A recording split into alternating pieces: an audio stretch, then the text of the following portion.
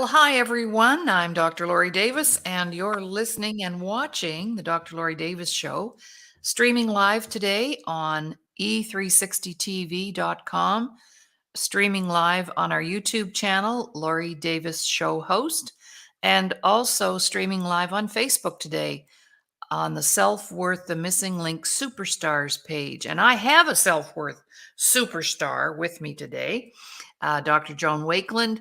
And I'm just so grateful, Dr. Joan, that you decided to join us today, because you can always fill in and wing it. And that's why we're the pros. And usually our good friend, Ramin Modiri, is co-host with me on Tuesdays, and we talk about finance. But he's away right now, so thank you for filling in. That's great. Short notice and all. Pleasure. I'm honored. Thank you. You're welcome. Well, today, Dr. Joan, I thought I would share some more stuff out of one of my books that I've been pulled out of the archives. And this is Rich Hatch. And he was the very first person to win $1 million on the TV show Survivor. And he tells his story in here. But he then wrote a book called 101 Survival Secrets. So you and I are going to have a conversation about that today, because we are survivors, but I'd rather be a thriver. What about you? I would like to be a thriver. At least I am a thriver. We are, and we chose that. And I'm so grateful for that. So we do have somebody watching us live already. So we'll just see, please, if you're watching live, you can participate by putting up comments, and we'll address the comments and post them. Or if you have a question, you can do that too. So looking forward to hearing from anybody who's on with us live today. Well, Rich wrote the book, Dr. Joan, in a variety of sections. So today we're going to do his section on risk-taking and challenges, survival tip number 26.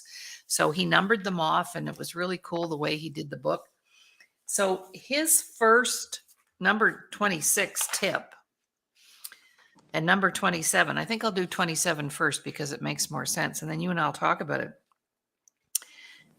Tip number 27 is accept risk. Accept it. In order to change our life, we have to be able to accept a certain element of risk. You have to go from a zone of certainty to one of uncertainty, and you and I are no strangers to that. Between these zones is an area called risk.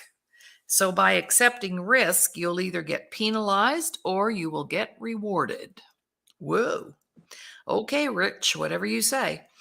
But if you don't go through that risk, you'll never know if you're able to achieve that reward. And even if you are penalized, you can always go back and regroup before trying again. Realize that time goes by very quickly. Use that to motivate yourself to take a risk.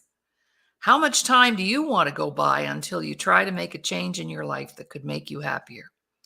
Any risk, even if it fails to yield exactly the reward that we hoped for, is valuable for the things we learned by taking that risk. So, Dr. Joan, what do you know about that, accepting risk? Do you have a risk? If you don't take risk, it's like going through life without really living. You have to take risks because nothing is promised. You have to earn it. Not even tomorrow. No, right? No, we know that. We have seen that in so many instances. But I'm saying there are times when people are so coward. They're so much afraid to step out of their comfort zone. And they stay in there and they achieve nothing. It's like sitting in a rocking chair. You're busy rocking, but nothing is happening. Oh, I love that. I love that. Wow. Yes. So I would love, because we have a whole new line of viewers, because our audience has grown, and many of them would not know your big story.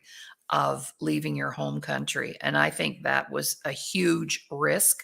So I would love it if you would just share that story with our viewers so that our newer viewers get to know you a little Well, bit.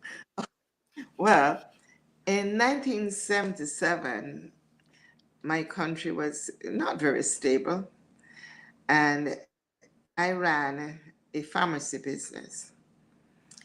I did not realize that I impacted so many people. A lot of them loved me.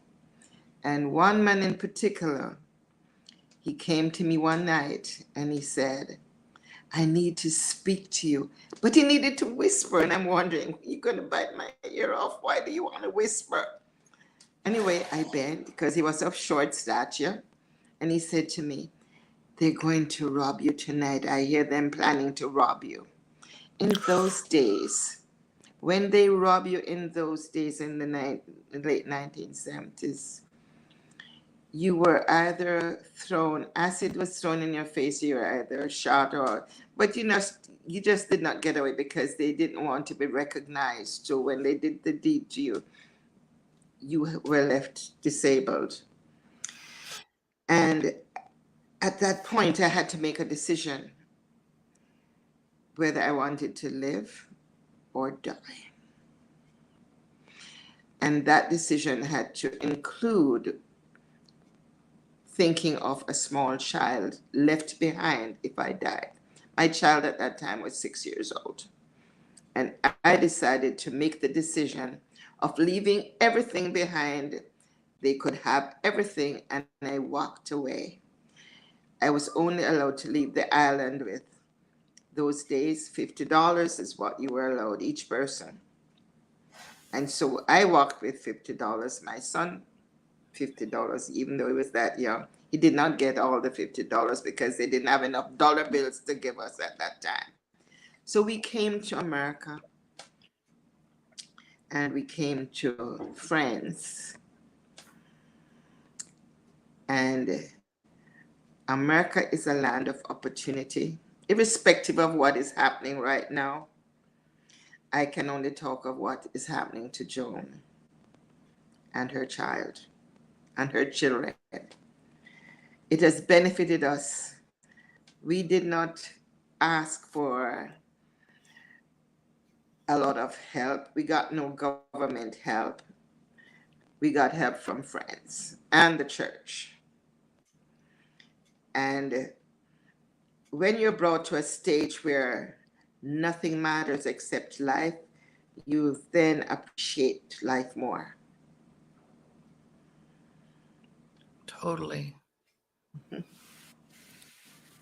So I have never been an immigrant. I was born and raised and live in Canada.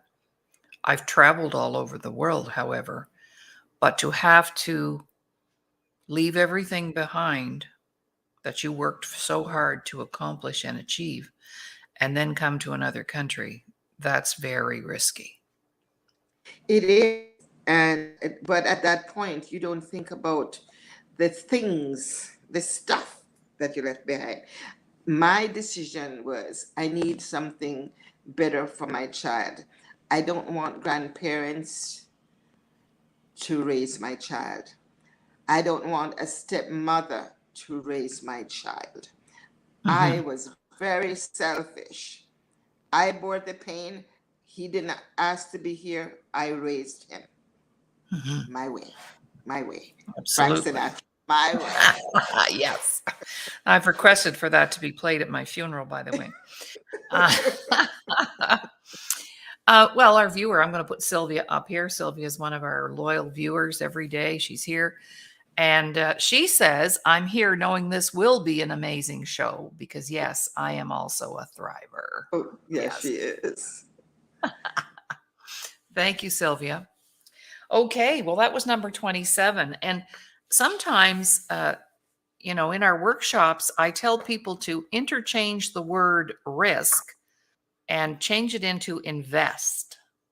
Because when we take a risk, we're actually investing in ourselves, which is precisely what you did when you left Jamaica. You were investing in your son and you. Mhm. I just think it's a different way of looking at risk. Yes. Okay. Um, the next one, Rich says, um, another tip for survival when taking risks. Assess the appropriate level of risk for you in any situation. An action that's risky for one person may not be for another. Like, I'm not going to jump off Mount Everest on a bungee cord, I'll tell you that, or out of a perfectly serviceable aircraft, but people have done it. Asking you to drive 120 miles an hour in your car is very different from asking a race car driver to do the same thing. Mhm. Find a risk that's challenging enough while offering a reasonable likelihood of success based on your knowledge and your experience.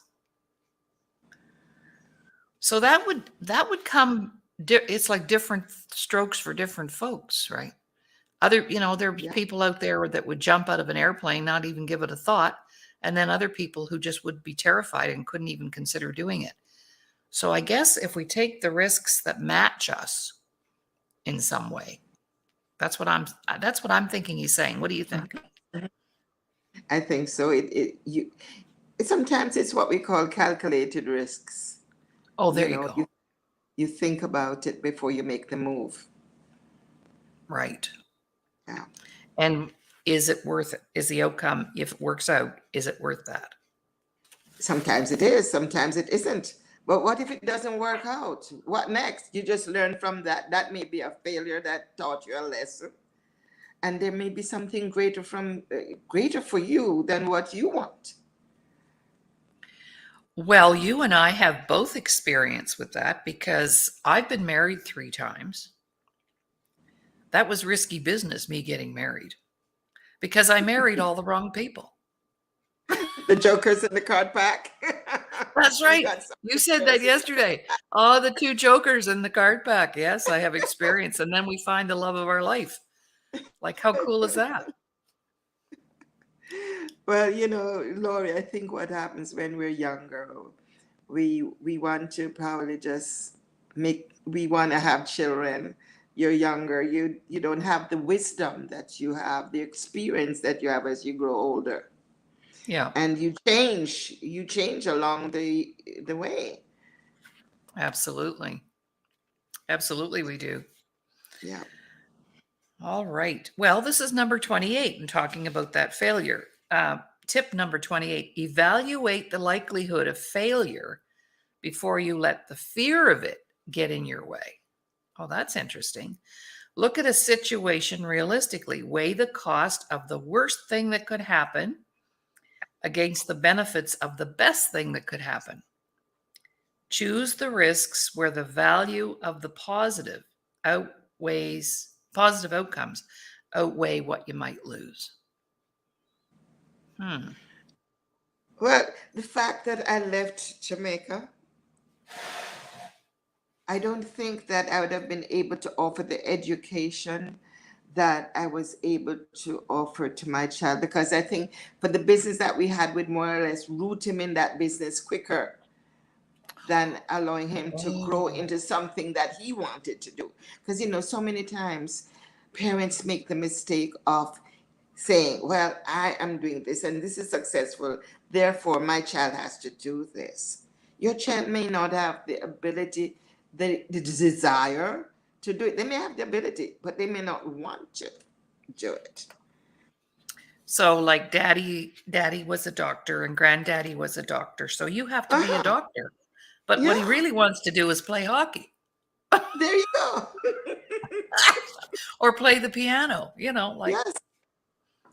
oh, Everybody has different gifts of creativity.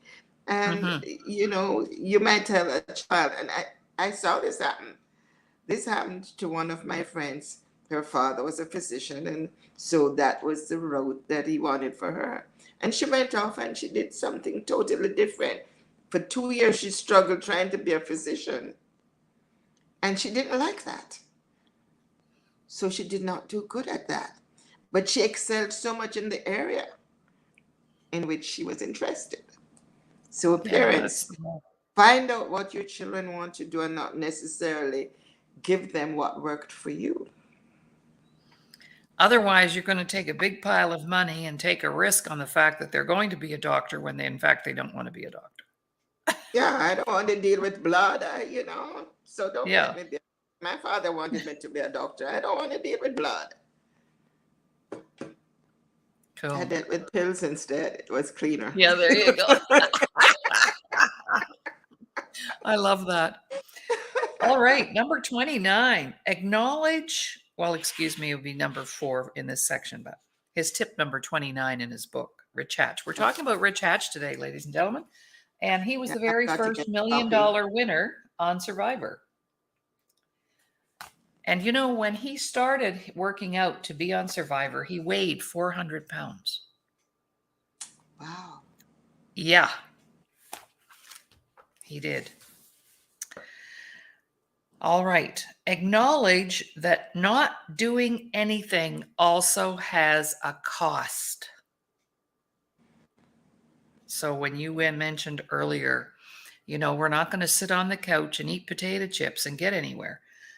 When you're evaluating possible outcomes, don't forget that not doing anything also carries risk. Yeah, people don't think about that. Weigh the risks involved in waiting versus those associated with moving ahead. So you snooze, you lose, in other words. Mm-hmm. Decide whether you really need to make a decision between action and inaction quickly, or if you can afford to spend the time to do more research and gather more information. How many times I've had clients say, well, I've really got to think about it. Well, what do you have to think about? You're in a situation, you don't know how to get out of it. We can help you do that. And you've got to think about it. Well, I That's think, risky.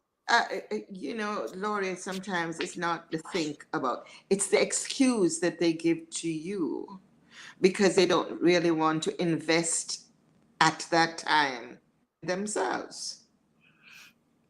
They don't Right. think they're deserving of spending money on their inside. It's nice to go out and buy designer clothes and all this stuff.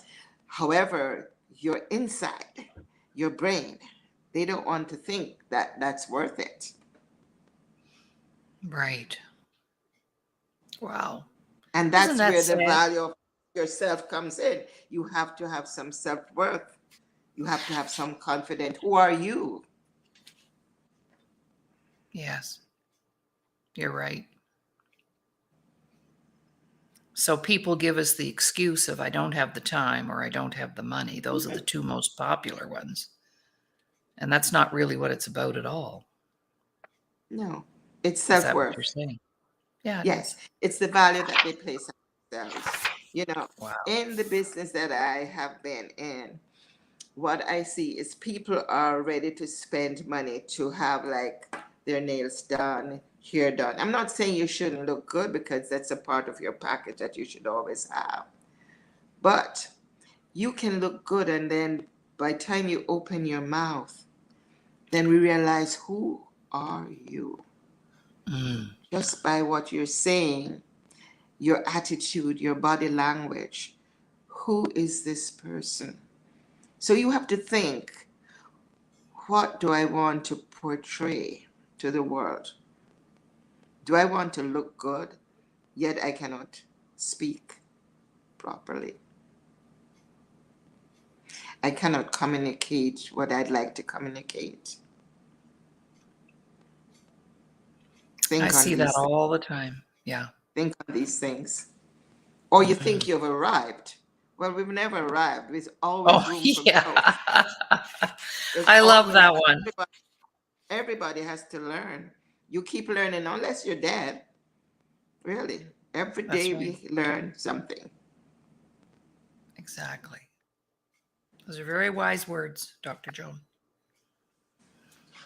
Thank you. All right. Tip number 30. Assess what is the worst that could happen in a situation that you're afraid of entering. If you can live with that, the worst possible result, Go forward with all your energy and don't waste time on unproductive worrying.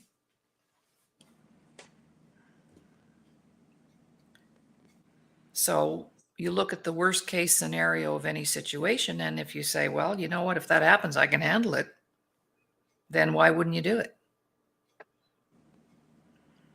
I mean, we're not talking about accepting drugs and things like that. We're just talking about ambition and drive and thrive, right? Like Well, recently, go ahead. when I was told about your course, I didn't particularly uh, jump on it the first time. For one, I was thinking, well, Joan, you're 80. What do you need Laurie for? You're 80. Leave that for some young person, you know? And then along the course, I realized, yeah, you're 80, but you're not dead. You're not cold. And if you, at that age, or any age for that matter, can think about improving yourself, then you can be able to be a mentor to someone else. You're impacting the world, just taking one person at a time, just making that difference. Mhm. Exactly. Sylvia's come up with another comment here. And Sylvia's in her 80s as well, and she's always learning. If you are considering taking a risk, it is obviously something that will improve your life. Of course, believe in yourself, stick out your head, and move forward. Nothing is ever a failure because everything we do teaches us. Taking risks means you never have regrets. Oh, you tried. Go for it. Wise Powerful. words. Nice words. Well, she's a writer. What can I say? But isn't that powerful? It I is. can't wait to pick her up at the airport on September the 3rd, coming You to guys are going stay to with have a lot me. of fun. She bought a one-way ticket. She could be here for the rest of her life. I don't know. Because we're going to do some retreats, writers' retreats. Wonderful. Oh, I love the next one. Take a chance just for the heck of it. Then take another one. When you look back years and years from now, you'll understand that the biggest risk anyone ever took was to live life less than a full life. Whoa, that's big. I got to read that again. Take a chance for the heck of it. Then take another one. When you look back years and years from now, you'll understand that the biggest risk anyone ever took was to live less. Interesting. Isn't it? Interesting. Now, would you like to hear my chants? Yes. I was told to write my life story. And I said, no, I can't do that. And the person that was just beneath my wings was Lady Dr. Robbie Motter. She says, write your story. And I wrote the story, but not as myself. I just wrote what made me successful and gave little golden nuggets. It's called The Run for Freedom, as you know. And that book went on Amazon, was #1 bestseller and international bestseller that day. Had I not taken that chance, I would not have known that I could write.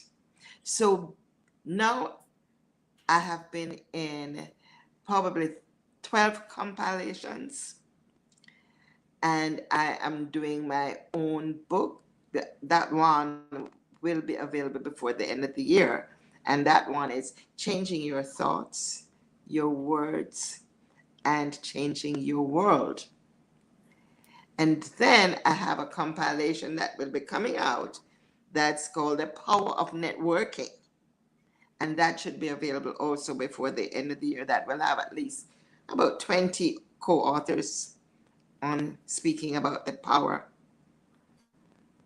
of networking. Wow. And I don't mean network marketing, I mean the No. power of networking.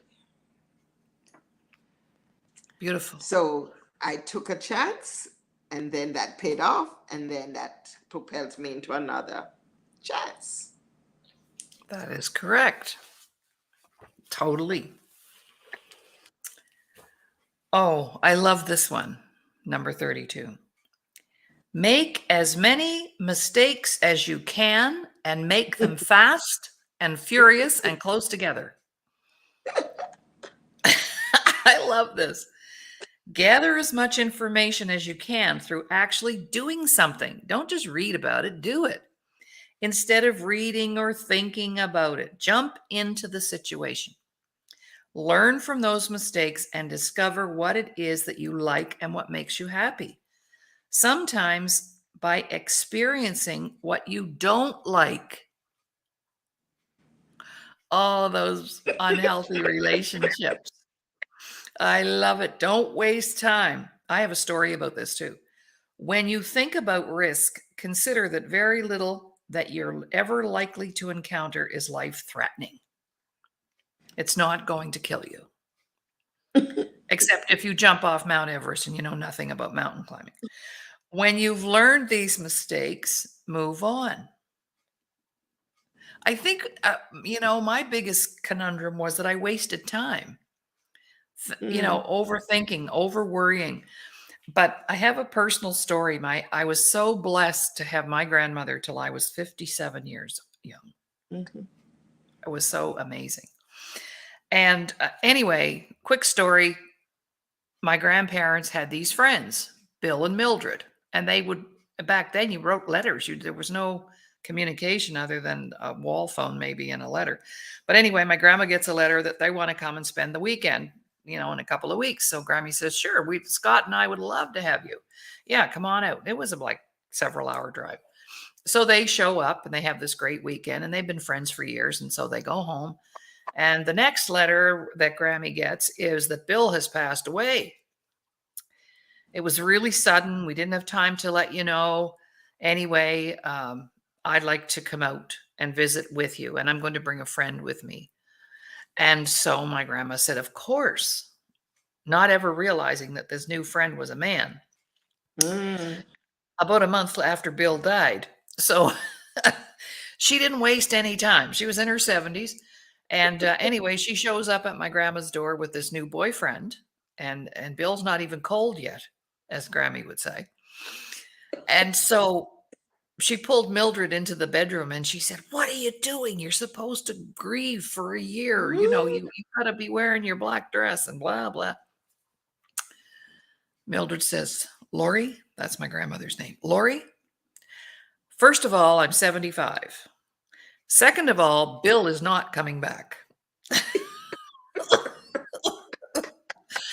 And I'm choosing not to spend the rest of my life alone. And this is Harry, and we've known him for years. His wife died 10 years ago, and so we already know each other. It's no big deal.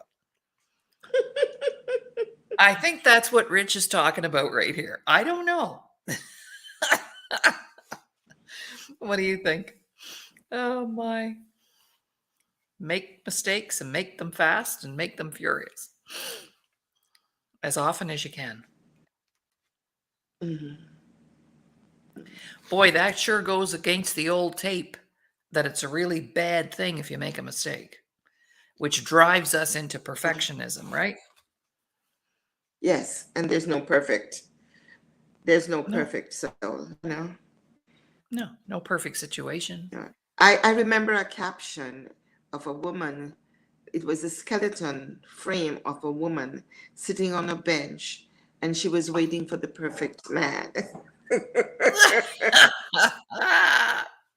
Of course. There- And I use yeah. that term too sometimes. I said that in the bank one day because it was this big lineup and they had one teller.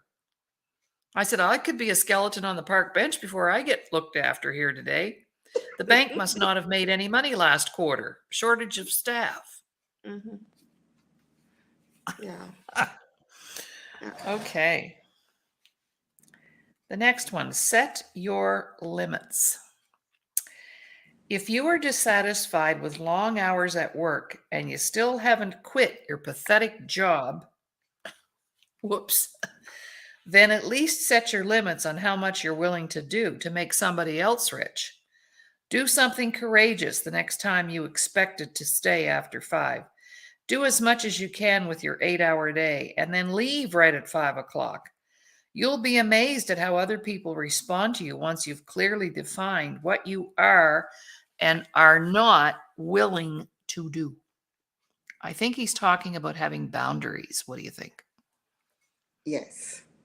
And this is one of the things that I believe in. I think you should set your boundaries and don't wait for it to happen after the fact. Like, for instance, a child takes a cookie from the cookie jar. She did not ask permission, may I have a cookie? And so when you see that child is hiding the cookie. That because of the fact that she's hiding it, then that is like stealing it. Why should she hide it? She should be able to say, oh, I took a cookie. So now you have to tell that kid, what do you want? Do you want her to just openly go and help herself to a cookie? Or do you want to monitor how many cookies she has? So you tell her, well, you wait until grandma gives you that cookie. I've heard of, it was just recently shared with me where this woman, she gave this little child a cookie. Oh, here's a prize. She says, well, what did I do to get the prize? And that left a question in that lady's head. I shouldn't probably have called it a prize because she didn't do anything for it. So we have to choose our words when we're Mhm. speaking to not only the 2-year-old, but the 22 and the 62 and the 72-year-old. Because I know for a fact that you're talking to an adult and they want to disrespect you. What do? They walk away and they walk with an attitude away from you. And if you don't like that, you should say to that person, you've just disrespected me. I don't like that if we are to continue in this relationship. Make it known right then, not wait until 2 weeks later to say, oh, you remember when we were sitting on the patio and you walked away? No, Well, you must be hold them reading, accountable. yeah, you must be reading Rich's mind here because guess what the next one is? Confrontation is a good thing. It's right here. It's the next one right here. I'm showing you. Look. Never read that book, a And he copy of that said, book. confrontation is the core of honesty and can help you ascertain the truth in any given situation. Holy. And what have we been programmed to do? Avoid conflict. Yes, Run, yes, right? Avoid it. yeah. And then you send mixed messages when you sometimes avoid that confrontation. Of course. Because Yeah, the other person's left thinking everything's okay when it's not. mhm, yeah. And you reward them for their behavior too, on top of all No. of that. Oh, yes. Sylvia has another great message for us. Let's have a look. I'm glad you're here, Sylvia. It's nice to have someone outside coming in. Taking risks is a natural action. Think about the turtle. Mama turtle lays her eggs on the beach and leaves. The tiny baby turtles are born alone. They must stick out their neck and make their way into the ocean full of danger. They have no Wow. one to teach them, but they go forward. So go for it. Thrive, not just survive. Great Oh, that analogy. is beautiful. Yeah. I Honestly, did no think wonder about this the woman, circle when she said yeah, stick your head out. Yeah. stick your That's neck a out. great analogy. A super analogy. Thank you, Sylvia Somerville. Yeah.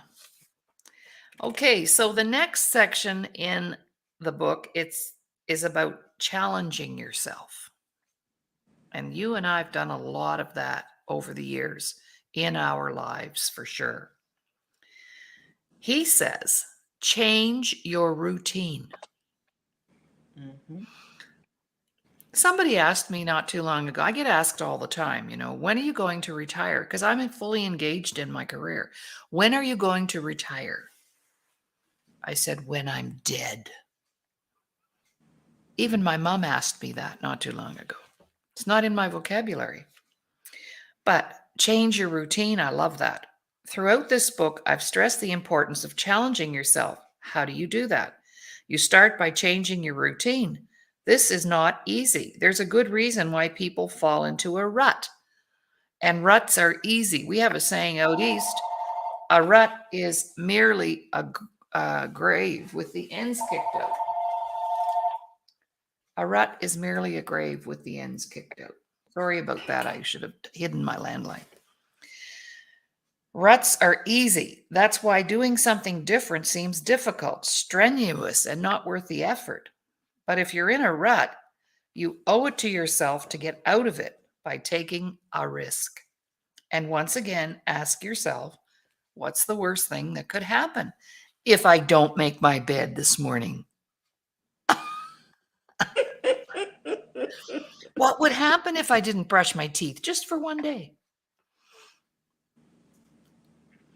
And I used to be in the beauty business, and we learned that if you go to bed with your makeup on, it ages the skin by 70 days. I know. So I never go to bed without my makeup off. So maybe, but now sometimes I'll go, I don't have anything on tomorrow. I'm not going to wash my face tonight. And I just go to bed. And it kind of feels good. So change in routine. My husband is a very anal, routine kind of guy. So that's a compliment because that supports us in many ways. But sometimes we just need to step out of the box. I think that's what he's Mhm. saying. What do you think? Yeah. Do something different. Mhm. Yes. And don't be afraid. You're going to love the next one. The next one is a Dr. Joan Wakeland paragraph because I know you talk about this. In order to achieve any goal, you must have clarity and desire. Hmm. The first step toward achieving a goal is being clear-sighted enough to realize that there is something bigger and better out there for you. What do you know Hmm. about that, Dr. Joan? I'd rather have you talk about it and then I'll read the rest later. Well, for me, I know that I pray and I pray specifically for things. And sometimes I think that the prayer wasn't answered because I didn't get exactly what I wanted. Oh, yes. What I've learned along the path is that you don't go to God with your prayer laundry list because when He doesn't give you the answer you wanted, yes, He answered you. That answer was no, Oh, no, not for you. And I can remember clearly when I was a young girl, I had a suitor, and everybody knew that that was going to be my husband. And I go to bed and I pray for such this nice man to be my husband. It didn't happen. It did not happen. As a matter of fact, he invited me to his wedding. oh, wow. And my mother said, "You're not going." She knew my heart. I was young and naive. Yes. There are times when things happen to us and we wonder, why me? And then later in life, when you hear what's happening to this wonderful man that you thought was so good for you, you said, oh, thank God, why not me? I couldn't be. Oh my gosh, yes. The good Lord knows exactly what you can bear. He doesn't give you more than you can bear. So even though I cried at that point in my life, boy, I was so happy 50 years later.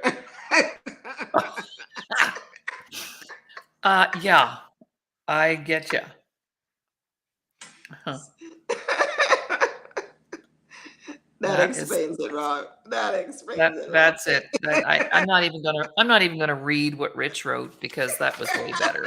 Okay. You guys and girls out there, things happen to you for a reason. And they Yeah. happen when you go and read Jeremiah 29:11. You find out why. He's got plans for you. You Mhm. know, you're just a messenger out there. I'm sorry. You're not all that you Yeah. think you are.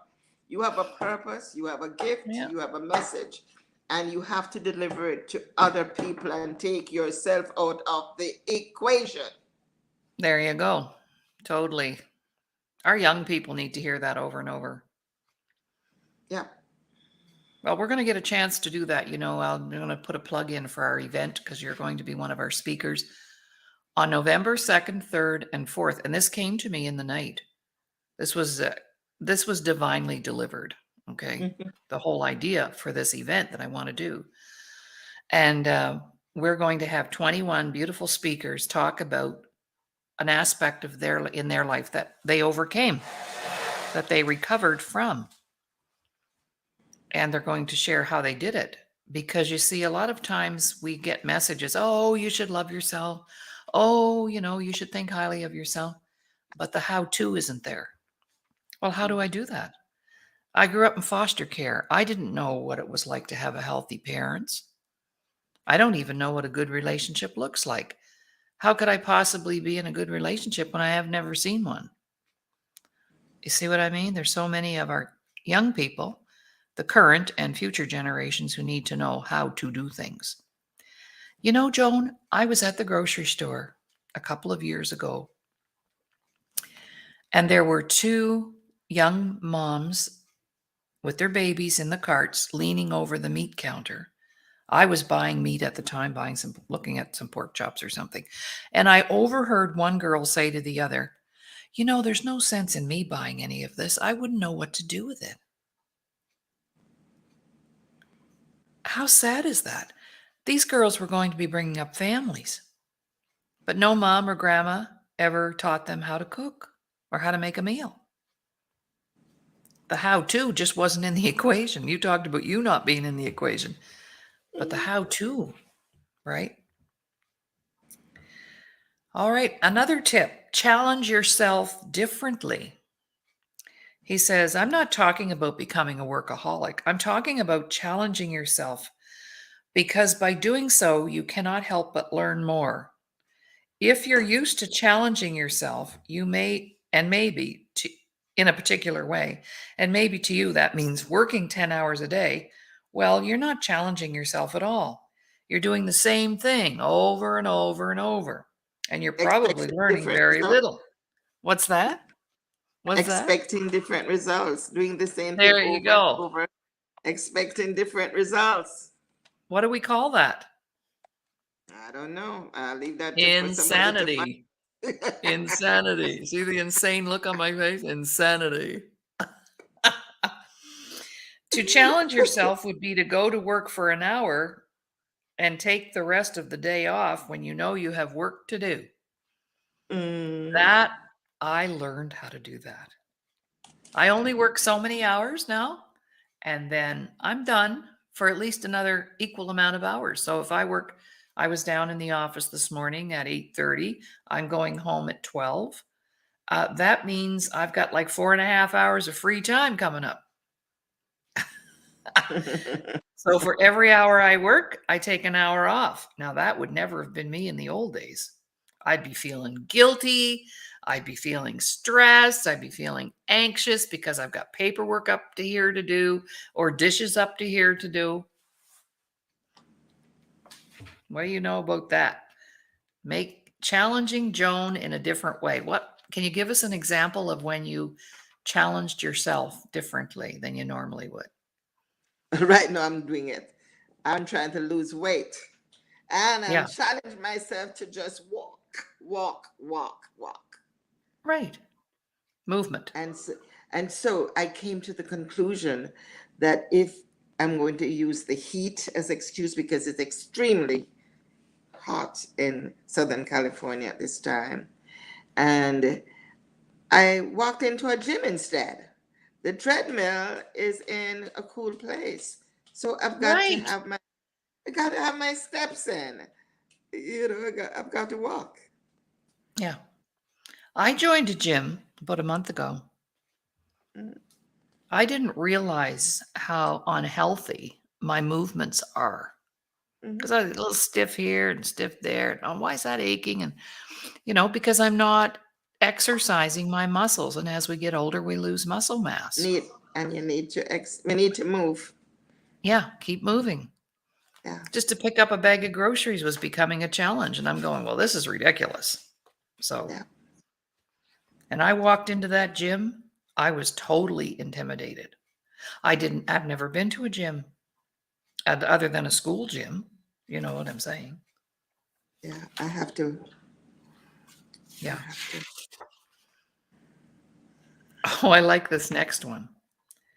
Seeing the big fish does not necessarily mean catching the big fish. Oh, and I'm not talking about stingrays here, he says. I'm talking about I'm talking about goals, whether in business or your personal life, and how you go about achieving them. It's useless to set goals and then not challenge yourself to achieve them. Challenging yourself to reach the goals that you set is the best way to make sure your risks will pay off in rewards. So, similar, I think, to setting New Year's resolutions that nobody ever accomplishes. Actions, actions, Hmm. action needed. You know, every year I do a vision board, and I can sit there and just watch. I can tick them off after a couple of months because it's it's like the blueprint for action. And you must ask for what you want. You must ask. Make it known to people. And that Yes. again is old school.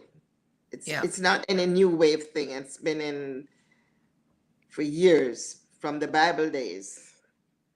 People write the vision, make it plain. Habakkuk. Habakkuk 2:2. Right. But you must act. You Cannot have to just pick think up the and phone. dream. You have to, yeah. You have to make Yeah, the appointment. You have to pick up the yeah. phone. You have to text. You have to. Mm, And although there is a generation gap between myself and Dr. Laurie right now, not much. we're older. We're older than the generation whom we are hoping to impact. Hmm.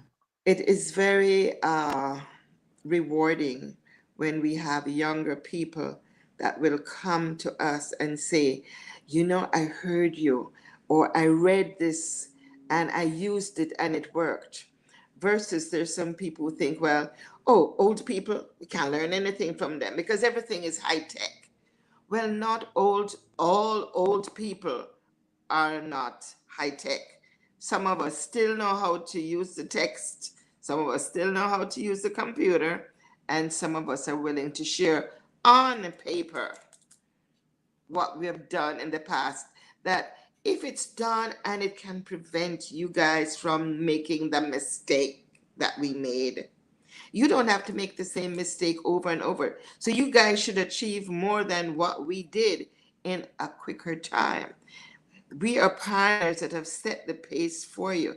We couldn't get jobs, that certain jobs are out there that only men held. We set the path for you guys to get those jobs. So the attitude, I'm asking for an attitude change where you don't think that I know it all and I have to make these same old mistakes. Learn from the older generation. There are things there that are gems that you can pick out to make your life easier. Absolutely. Agree You with know that, me? yeah, that's another show. You just gave me a show idea. And Yeah, in order to be on that episode, you have to be over 75. yeah. I know Sylvia is Only in the fair. audience, and I know Sylvia is not a young child. She's in her 80s too. But if myself and Sylvia and Laurie and other people in that older generation can impact one life, we would be happy Yes, because we learned totally. from somebody else. Somebody else taught us. We just didn't come up. That's right. Well, in my situation, I've done a lot of things wrong, but I've done a lot of things right when it comes to business. And I entered into a profession that was male dominated. The seminar industry is male dominated, and that's the industry we're in. Yeah. So yes, we're trailblazers. We Mhm. paved the road now. You don't have to go over the gravel, It's right? true. Hmm. Yeah, there are shades because somebody planted a tree. Yeah. Yeah. Cool. Ask questions and listen to the answers. We practice this in our business all the time. The most Mhm. challenging thing you can do is to listen to another human being. Just listen. This would be a good message, the one you just shared. You will be amazed by what you learn. I think you have extrasensory perception because you're always ahead. How did you know that was the next one? You honestly, it's like zzz, wee Yeah, and I've wee. never, I have to get the book. I've never read the book. Oh yeah, yeah, Yeah, I didn't even know who yeah. Rich Hatch was. I know. Mm. Potential is unexplored possibilities. You know, as I was a school teacher, so every September, people sent me their little people, and my job was to build their potential. Because if potential is not built, it's not worth anything. You can't go to the bank and get a loan on potential. Mm. It's what people could be capable of if they were challenged to meet their goals. Unexplored possibility. Well, you can imagine he went into this deal, he weighed 400 pounds. And he was going to have to survive in the woods on an island with, other people. So there were many things he had to overcome before he took that on. Oh, Sylvia has a good one here. Ha ha. We should have just brought Sylvia on the show. Joan is right. Age means nothing. We are examples to others to keep having fun. I will not retire even when I die because I hope to inspire others from heaven. Just watch I, me. I will. Just watch me. That's a good one. Well, I have a story about that too because my husband's sister sadly passed away with cancer about 6 months after I met Ron, and she had 4 boys, and she had left her instructions, what she wanted to wear, and we supported them by going to the funeral home, and the funeral director opened a letter that was addressed to him from her. And he said, your mom has instructed me to read you this letter. And it was about, don't put me in a pink coffin. I look like hell in pink. And I want that blue dress that's hanging on my bedroom door. I had it dry cleaned and blah, blah, blah. And the oldest boy stood up and said, see, I told you not to worry. She's still telling us what to do. So thank you, Sylvia, for triggering that little memory that I've had. Well, our time is just about up, and I cannot express my gratitude enough to you, Dr. Joan Wakeland, for always just being there to support me when I need it. And coming on the show today was a big support because I had gotten quite spoiled by having Ramin on the show on Tuesdays. I didn't have to do very much because he's the one with all the financial information we want to share. Mhm. So thank you. And I've let him know that you substituted for him today, and he'll be really happy about that. Oh, you're welcome. It's my pleasure. I had a lot of fun. Yeah, we do have fun. And, you know, if you're not going to have any fun, well, we're not good to hang out with. So let me just go to your contact info, though. If you'd like to speak with Dr. Joan, or you want her books, or you just need to let her know you listened and she said something that meant a lot to you, you can send her an email. And Yep. also her book, one of her books, Run for Freedom, which is available on Amazon, is her nuggets of wisdom and pearls, having come to America many, many years ago. 1979, I believe, was the year, or 77. Yeah. It's actually the Run for Freedom. Oh, is it? The The Run for Run. Freedom. The Run for Yeah. Freedom. Okay, thanks for that. The Run for Freedom. Just go in and Google it. All right. Well, thank you so much, Dr. Joan. We'll talk soon. And thank you to our viewers. Thank you to you, Sylvia, for joining us today and providing your words of wisdom. They're so beautiful. And we appreciate you. We're going to do a recorded show tomorrow. So if you want to treat yourself to a show, I'm on the road tomorrow, so we're not going to do a live show. And on Thursday, I'll be back for our interviewing or talking with authors, athletes, celebrities, etc. And if we don't have a guest, I just take a great book and do a book review. So either way, we win. Okay, bye for now. Bye-bye.